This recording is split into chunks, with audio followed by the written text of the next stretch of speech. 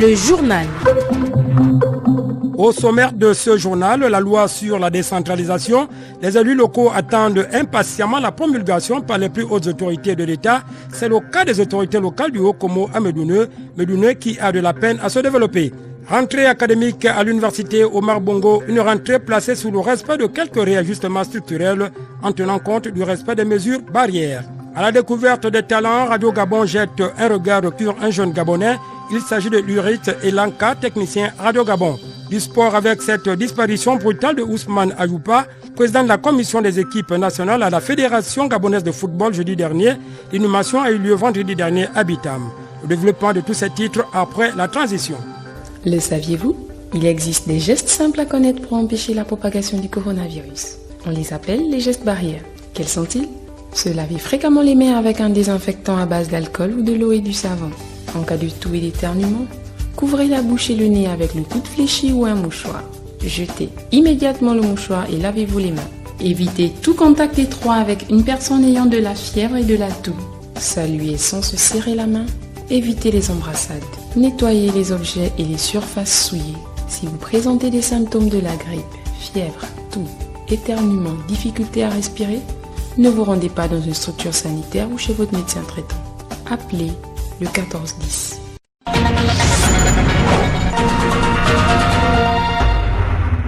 Au micro, Luidunga Motolombe, une fois n'est pas coutume, nous ouvrons ce journal par l'actualité à l'intérieur du pays pour parler de la loi sur la décentralisation. Le sujet a fait l'objet la semaine écoulée d'un examen au Parlement par le ministre de la décentralisation, Mathias Otunga Osibadjouo.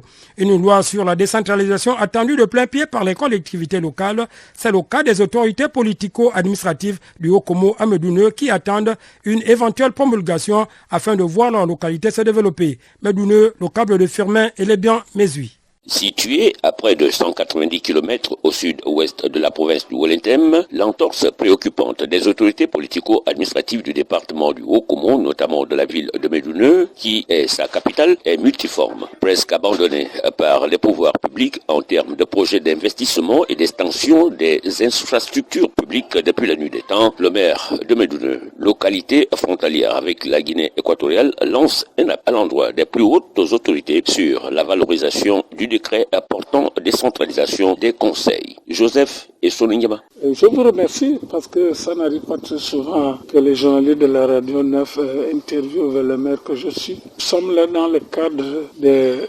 l'approbation des budgets de nos conseils, plus précisément du conseil municipal de Medoune. Et nous demandons à l'État de faire en sorte que la loi sur la décentralisation soit appliquée. Parce qu'on ne peut pas parler de la décentralisation si la loi n'est pas appliquée, s'il n'y a pas de textes d'application qui vont naturellement permettre aux maires que nous sommes de jouer pleinement notre rôle. À l'heure de la menace sanitaire mondiale, cette localité coupée du reste de la province du Wellington mérite tout de même une attention toute particulière du gouvernement de la République. La fonction du maire est difficile parce que la plupart des maires sont confrontés à des mêmes problèmes. Le problème d'adduction d'eau, le problème d'électricité, le problème de ramassage d'ordures ménagères, le problème d'entretien même de la voirie urbaine. Voilà pourquoi je demande aux plus hautes autorités à la tête desquelles le président de la République, chef de l'État, son Excellence Ali Bongo Ondimba, pour qu'il regarde un peu la situation particulière de Medoune, qui est vraiment enclavée et dont la route est dans un état de délabrement très avancé. En ligne de Medoune, pour Radio Gabon, la référence Firmin et les biens Mézui. De Medoune, nous allons à Lebamba dans l'Angounier avec la convocation ce week-end à Lebamba du conseil municipal pour le vote de budget primitif de l'exercice 2020. Malheureusement, ce dit conseil a accouché d'une souris. Lebamba, la correspondance de Félicien Ndongo. Alors que tous les Louvainois pensaient qu'après la session ordinaire de 6 et 8 juin 2020 consacrée pour l'examen et le vote du budget primitif, l'exercice 2020 non approuvé, les conseillers membres convoqués ce week-end en session extraordinaire selon les dispositions légales, les choses allaient changer, il n'en était rien. Et pour cause, après le mot d'ouverture du préfet éloge Parfait Mombo Mukaga, suivi de l'appel des conseillers dont 16 présents et 3 représentés, le quorum étant atteint et examinant le seul point inscrit à l'ordre du jour, celui du vote du budget procédé à main levée a donné le résultat suivant. 10 conseillers contre 9 n'ont pas donné quitus. Quelques mobiles sont évoqués par l'un d'eux. J'ai donné les bongos, conseiller municipal et lui de l'opposition. Ce extraordinaire fait suite à une session ordinaire qui a vu le budget et l'exercice 2020 être rejeté. Le premier principe qui nous a mené à cette conclusion, c'est le fait que nous avions en 2019, l'exercice 2019, arrêté certains projets que nous aurions cru trouver existants sur le terrain. Malheureusement, lorsqu'on arrive à la session, ne fût-ce que nous rendre compte de la gestion de l'exercice antérieur, ça a été une opération difficile. Il a fallu qu'on se batte à poser des questions pour que nous retrouvions qu'il y a eu des incohérences dans la gestion. Mais au regard de ce qui précède, les raisons évoquées par les conseillers ayant rejeté ce budget ne tiennent pas la route, selon Edgar Mukumbi. Franchement, pour moi, je ne pense pas que c'est la gestion du conseil municipal qui est en cause, mais je dirais, c'est juste peut-être qu'il y a d'autres considérations dont je ne connais pas le nom. Voilà. Mais sincèrement, ce n'est pas du tout. Il n'y a pas de raison qu'on n'ait pas pu voter ce budget. Maintenant, il est clair que 9 se sont prononcés. La tutelle pourra effectivement apprécier, ne serait-ce que de toute façon, il y aura une reconduction du budget de fonctionnement. Donc, il n'y a pas de problème. Ça va être simplement les projections en termes de finalisation d'un certain nombre de choses qui ont commencé avec le marché et la tribune qui sont en cours de construction. Peut-être qu'on va devoir un peu retarder, mais il n'y a pas de problème. Non, on va faire avec. Il faut simplement indiquer que l'histoire de la ville de Lebamba retiendra que pour la première fois, la mairie ne disposera pas d'un budget conséquent pour l'investissement. Depuis l'hôtel de ville de Lebamba, Félicien Dongo Radio Gabon, la référence. Retour à Libreville, singulièrement à Malibé 2 au nord de Libreville, dans le premier arrondissement de la commune d'Akanda, d'où les populations de ce quartier ont tenu ce week-end une assemblée générale pour dénoncer les agissements de la société immobilière House Plain qui les menace de déguerpissement alors qu'elles sont installées depuis des lustres. Occasion pour ces populations d'interpeller les pouvoirs publics afin de se pencher sur cet important dossier qui menace l'avenir de plus de 300 familles. Des précisions avec Arnaud Ondo et Gozo. Elles disent être installées sur le site depuis plus de 40 ans. À l'époque, la zone était encore classée forêt de la Monda, aujourd'hui engagée dans la procédure d'obtention du titre foncier de leurs terrains respectifs, après avoir signé un protocole d'accord avec la mairie du premier arrondissement de la commune d'Akanda qui les a tous recensés. Les 300 familles de Malibé 2 disent craindre pour leur avenir avec la société immobilière House Plain qui convoite plusieurs hectares de la zone qu'ils occupent. Cédric Ngoké, membre du collectif. Beaucoup parmi nous ont transmis des dossiers auprès de la NUTTC pour régularisation de leurs parcelles. En 2017, le maire Oganaga, maire sortant, a recensé les populations ici et il est bien connu de la mairie que cette zone est habitée des populations. Donc nous sommes surpris qu'une SCI qui sort de nulle part, aujourd'hui, revendiquerait un titre foncier qui pour le reste, nous n'avons jamais vu. Aujourd'hui, les populations sont embêtées de manière récurrente. Il y en a qui n'arrivent plus à bien dormir parce que quand elles se lèvent le matin, elles trouvent quelqu'un qui est venu perturber, qui dit allez, il faut sortir ici, je veux casser. Nous sommes totalement consternés par cette situation-là. House Plain a porté plainte au tribunal, tout comme le collectif, et alors que l'affaire suit son cours après une première audience, les populations s'étonnent que la société immobilière en question n'attende pas la décision de justice avant de venir occuper le terrain. Jean-Marie Tsamba, lui aussi membre du collectif. S'il y a des projets dans ce sens, les structures sont obligées d'intégrer les gens. Mais or, ce n'est pas ce qu'ils ont fait. C'est plutôt des gens qui viennent dans foutre le camp, c'est-à-dire qu'on veut déshabiller Paul pour habiller Jacques. Nous disons non. Moi, je suis locataire aujourd'hui et je loue, je suis un expatrié. Et bientôt, moi, je vais en retraite. Il faut bien que je puisse avoir un lieu où mon père et ma mère m'ont laissé d'ailleurs. J'ai perdu mes parents en 2005 et il est enterré juste à côté. Parce qu'en dehors d'ici, nous avons un autre village, du côté des Vindas. C'est là-bas où se trouvent les parents. Pour montrer justement depuis quand nous sommes ici. Vraisemblablement, les riverains qui ont déjà construit les maisons sur le site visé par la société immobilière qui sera reçue la semaine prochaine par la mairesse du premier arrondissement de la commune d'Akanda se sont installés sur les lieux bien avant House Plain.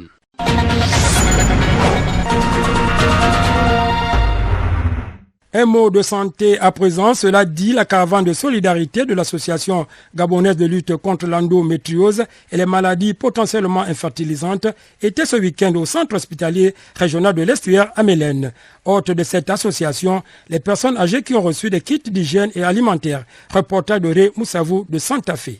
Sur les visages des pensionnaires du centre de géontologie gériatrie de l'hôpital régional de Mélène, on pouvait y voir de la joie. Une joie justifiée par la visite inopinée des membres de l'association gabonaise de lutte contre l'endométriose et les maladies potentiellement infertilisantes. Yes Teg Muchinga, présidente de l'association Endofi Gabon. En cette période de crise sanitaire, il était important de ne pas rester insensible aux problèmes problèmes auxquels sont confrontés les pensionnaires de la gériatrie de l'hôpital de Mélène. Donc il était important de réduire cette chaîne d'isolement et de solitude en essayant de réchauffer au maximum ce lien social. À travers ce petit geste symbolique de kit d'hygiène et d'aliments, leur donner le goût de l'espoir, car nous savons bien que le propre de la vieillesse ou des personnes âgées qui se plaignent du présent, c'est de craindre l'avenir en vantant le passé. Dans leur gibecière, des présents pour l'essentiel, des rasoirs, bavettes, savons, vêtements et produits de première nécessité au profit de ces personnes du troisième âge issues en majorité des familles en difficulté sociale. D'où leur remerciement aux donateurs par la voix de Papa François. On a tout vu, la nourriture, les habits. Merci, merci. Pour la surveillante générale adjointe du Centre de géontologie gériatrie, cette action de solidarité à l'endroit des personnes âgées devrait susciter d'autres réactions du genre afin de leur offrir un cadre de vie acceptable. Orly Ebissa Ngiakori. Nous exprimons non seulement un sentiment de joie, mais aussi un sérieux soulagement parce que tous les présents apportés à nos pensionnaires vont énormément contribuer au bien-être de la personne âgée.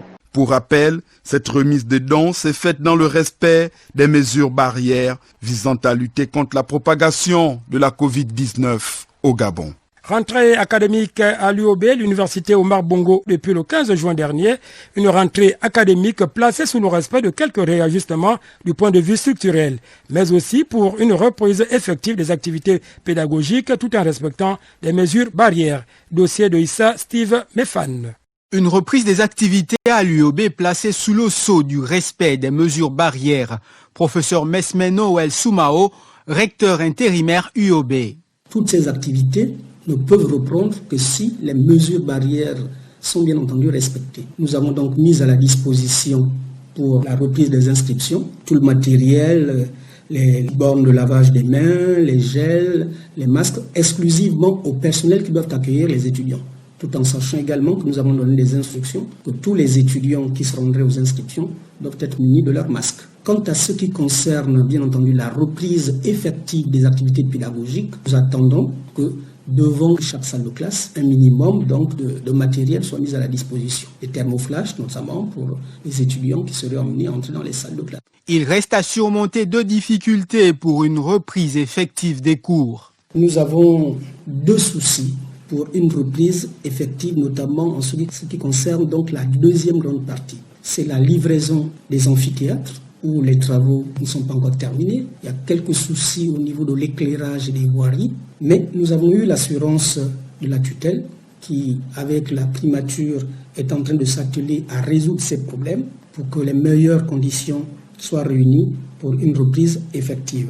Et c'est dans ce contexte-là que le ministre de l'Enseignement supérieur, avec la primature, a pris à bras le corps donc un engagement, à savoir apurer les arriérés, notamment en ce qui concerne les vacations et le paiement de l'encadrement et des jurys. Donc tous ces dossiers financiers ont été transmis à la tutelle pour traitement au niveau du ministère des Finances. Une reprise des cours particulière marquée par la pandémie de Covid-19.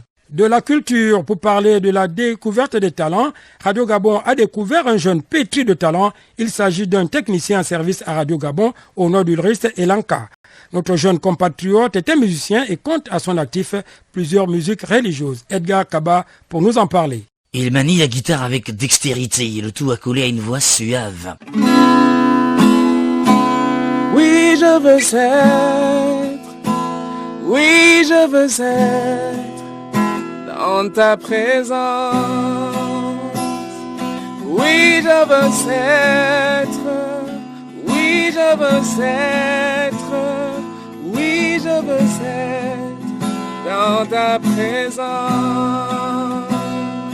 C'est celle d'Ulrich Elonkar, l'homme de radio et musicien, dont la peau, un doigté et une voix qui accroche plus d'un aujourd'hui et devrait en accrocher d'autres par l'avenir. Continuons à déguster cet air musical de l'artiste et technicien de médias publics. Seigneur,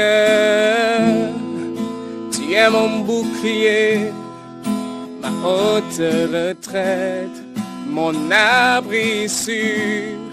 1000 tombent à mon côté, 10 000 à ma droite, je ne serai pas atteint, car tu es là. Oh, Seigneur, tu es là. Mon rêve, ce qui concerne la musique, c'est de toucher les vies, toucher les cœurs des gens au travers de cette musique. Et en ce moment, je suis en studio. Je voudrais davantage que plus de personnes écoutent cette musique qui vient de Dieu. Je suis très inspiré. J'ai près d'une trentaine de chants que je suis prêt à enregistrer aujourd'hui. À nos oreilles, le musicien et technicien nous l'a sifflé. Ulrich Elanka se dit prêt à un sponsoring qui viendrait de part et d'autre. À commencer par la maison de la radio et de la télévision gabonaise. Célébration également ce dimanche 21 juin 2020 de la fête des pères. Sans trompette, cette fête suscite moins d'empressement par rapport à la fête des mères. Pourquoi une telle discrimination? Montée au créneau des pères qui dénoncent et condamnent leurs conjointes, leurs épouses qui seraient à l'origine de cette situation. Gaël Bimba Okoko. Ce dimanche, les pères vont être au centre de toutes les attentions à cause de cette journée qui leur est dédiée. Seulement, les papas se plaignent de ce que leur jour n'est pas trop médiatisé comme celui des mères et réclament un peu de reconnaissance chez leurs épouses. La fête des pères, c'est la fête qu'on souhaite bonne fête au papa. Et en même temps, la fête des pères, c'est une fête, quand ça passe inaperçu. Pour nous les pères, nous souhaiterons qu'un jour, comme nos femmes veulent qu'on les souhaite les fêtes des mères, elles aussi, elles pensent à nous aujourd'hui, même l'année là, nous souhaiter une bonne fête de père. Parce que nous, on a constaté que les femmes ne nous souhaitent jamais la fête de père. Mais une mère ne peut pas procréer si elle n'a pas un père. S'il y a une fête de mère, ça veut dire qu'il doit avoir une fête de père. Les organismes internationaux n'ont pas considéré cette fête comme une fête, mais ils ont privilégié plus la fête de mère. La fête des pères n'est pas beaucoup médiatisée. On ne sait pas pourquoi. Mais n'oublions pas une chose, il y a des femmes sur cette terre qui abandonnent les enfants à l'homme. Il y a des hommes qui s'occupent de ces enfants-là comme des femmes. Sa langue de bois, les femmes répondent comme elles savent le faire. À son niveau. Non, je ne dis à personne. Parce que je ne veux pas. Je dis pourquoi. C'est peut-être mon père qui m'a mis au monde. C'est mon père. Il y a ces enfants qui vont lui souhaiter fête des pères. Je peux aider mes enfants à mieux lui souhaiter bonne fête des pères. Pas mélanger les choses. C'est pas mon père. Mon père était tout pour moi. Et jusqu'à aujourd'hui, il représente tout pour moi. Mon père était mon Dieu sur terre. La fête des pères, ça c'est pas toujours que le foi. Parce que vous là, vous niez les enfants. C'est tout. Certains pays catholiques célèbrent les pères dès le Moyen-Âge à la date du 19 mars, jour de la Saint-Joseph, père putatif de Jésus. Et la première fête des pères non religieuses est créée en début du XXe siècle aux États-Unis par Sonora Smart Dodd en hommage à son père qui avait élevé ses 6 enfants après la mort de son épouse. D'une découverte à une autre, la pratique du yoga. Questionnement, pratique spirituelle ou corporelle.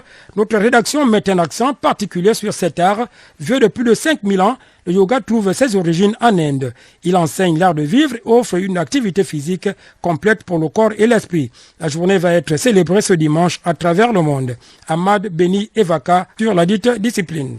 C'est à l'initiative du Premier ministre indien Narendra Modi que l'Assemblée générale de l'ONU a adopté le 10 décembre 2014 une résolution invitant à célébrer la journée du yoga et permettre ainsi de faire connaître les bienfaits de cette pratique vieille de plus de 5000 ans. Tout d'abord, le yoga est la pratique d'un ensemble de postures et d'exercices de respiration qui vise à apporter un bien-être physique et mental. Cet ancien art de vivre tel qu'il est expliqué dans les textes se révèle comme un chemin initiatique qui transcende la discipline physique. Déjà qu'à son actif, plusieurs styles sont disponibles, dont en voici 3, le yoga dynamique, l'iyengar et le hatha yoga, qui lui est destiné aux personnes du 3e âge. Par conséquent, il est donc important de trouver le style qui nous convient le mieux. Pour les adeptes, le yoga apporte un grand nombre de bienfaits physiques, notamment l'assouplissement des muscles. Certaines postures aident au renforcement musculaire en douceur, d'autres font plutôt travailler l'équilibre. D'ailleurs, une étude réalisée à l'université du Temple aux États-Unis en 2008 a montré que la pratique du yoga iyengar, par exemple, améliore l'équilibre chez les femmes de plus de 65 ans. Et selon l'université de Boston, le yoga est efficace pour soulager l'anxiété, car pendant les séances, l'attention est entièrement dirigée sur le corps et la respiration. Au Gabon, bon nombre d'écoles de yoga se sont mobilisées pour combattre l'angoisse et le stress causés par le coronavirus en guise d'accompagnement psychothérapeutique.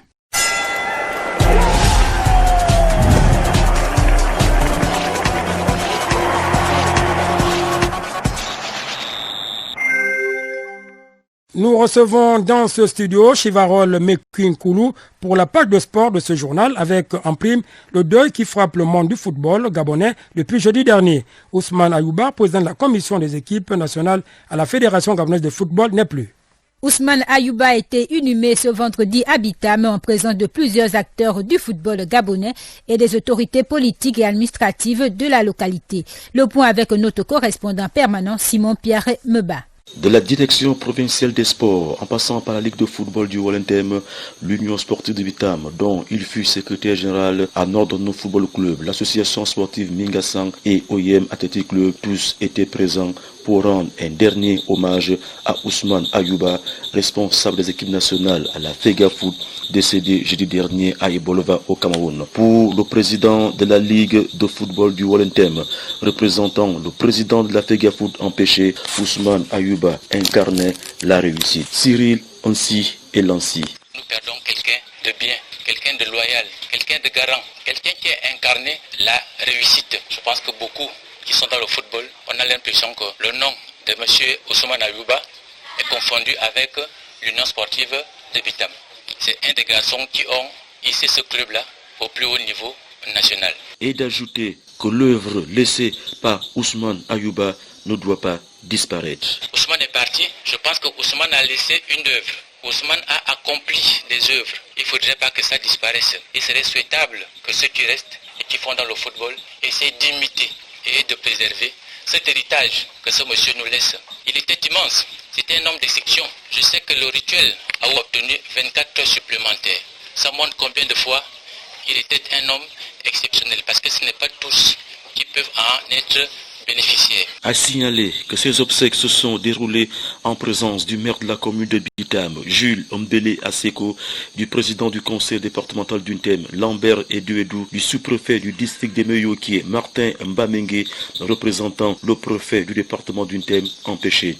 Ousmane Ayouba était marié et père d'une nombreuse famille. Bitam, Radio Gabon, la référence Simon-Pierre Meba de Michel Sandon. La suite avec cette brève, en France, la pratique des sports collectifs est de nouveau autorisée, mais pas celle des sports de combat, si ce n'est pour le haut niveau. Cette annonce a été faite par le gouvernement. La réouverture des stades sera effective à partir du 11 juillet prochain, avec au maximum 5000 spectateurs, accompagnés bien sûr des mesures de prévention adaptées contre la Covid-19. Merci Chivarol Mekui-Nkoulou, auditeur de Radio Gabon. C'est la fin de ce journal. Le rappel des titres qui l'ont constitué. La loi sur la décentralisation. Les élus locaux attendent impatiemment la promulgation par les hautes autorités de l'État. C'est le cas des autorités locales du Haut-Komo à Medoune qui a de la peine à se développer. Rentrée académique à l'université Omar Bongo, une rentrée placée sous le respect de quelques réajustements structurels en tenant compte du respect des mesures barrières. À la découverte des talents, Radio Gabon jette un regard sur un jeune Gabonais. Il s'agit de Loïc Elanka, technicien Radio Gabon. Et enfin, en sport, avec cette disparition brutale d'Ousmane Ayouba, président de la commission des équipes nationales à la Fédération gabonaise de football jeudi dernier. L'inhumation a eu lieu vendredi dernier à Bitam. Lui, Dunga Motalombe, au revoir.